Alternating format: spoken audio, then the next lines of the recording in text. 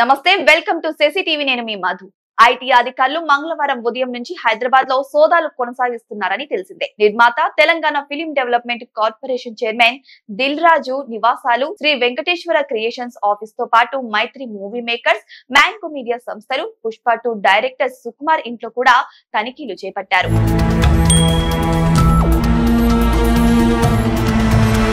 మరోవైపు దిల్ రాజు సోదరుడు శిరీష్, కుమార్తె హన్సితారెడ్డి ఇళ్లలోనూ, దిల్ రాజు వ్యాపార భాగస్వాముల నివాసాల్లోనూ ఐటీ అధికారులు సోదాలు నిర్వహించారని వార్తలు వచ్చాయని తెలిసిందే. ఈ నేపథ్యంలో ఐటీ దాడులపై దిల్ రాజు స్పందించారు. ఐటీ సోదాలు ఒక్కడిపైనే జరగడం లేదన్నారు. ఇండస్ట్రీ మొత్తం ఐటీ దాడులు కొనసాగుతున్నాయని ఓ ప్రకటనలో తెలియజేశారు దిల్ రాజు. ఐటీ అధికారులు మంగళవారం హైదరాబాద్ లోని 8 చోట్ల ఏకకాలంలో 55 బృందాలు దాడులు చేపట్టాయి. Banjara Hills, Jubilee Hills, Kondapur, గచ్చిబౌలితో సహా పలు ప్రాంతాల్లో తనిఖీలు కొనసాగిస్తున్నాయి.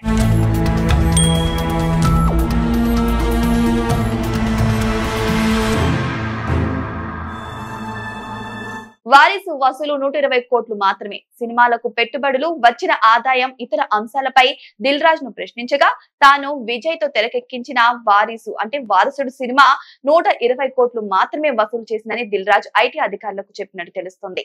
అంతేకాదు, విజయ్ కు 40 కోట్ల రూపాయల రెమ్యునేషన్ ఇచ్చామని, ఈ సినిమాకు వచ్చిన నష్టాలను పూడ్చేందుకు డిస్ట్రిబ్యూటర్లు, ఎగ్జిబ్యూటర్లకు 60 కోట్ల రూపాయల నష్టపరిహారం చెల్లించామని చెప్పినట్టు సమాచారం. ఇప్పటికే ఐటీ అధికారులు శ్రీ వెంకటేశ్వర క్రియేషన్స్, మైత్రి మూవీ మేకర్స్, మ్యాంగో మీడియా సంస్థలు ఆయా సినిమాలకు పెట్టిన పెట్టుబడులు, ఆదాయాలపై ఆరా తీస్తున్నట్లు ఇన్సైడ్ టాక్.